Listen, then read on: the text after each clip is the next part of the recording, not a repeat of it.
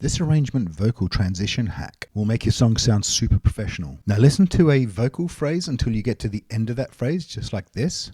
Now here you go again, you say you want your freedom. So that word freedom is the end of the phrase. Take that section, copy it to a new audio track, paste it, get down to that last word until we hear the word freedom. Freedom. So let's use hybrid reverb, which is a stock Ableton audio effect. And let's use the large shimmer plate preset. And we're just going to drag that across to the track.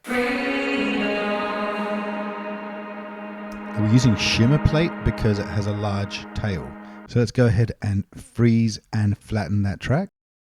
And you can see that large tail there on the audio file.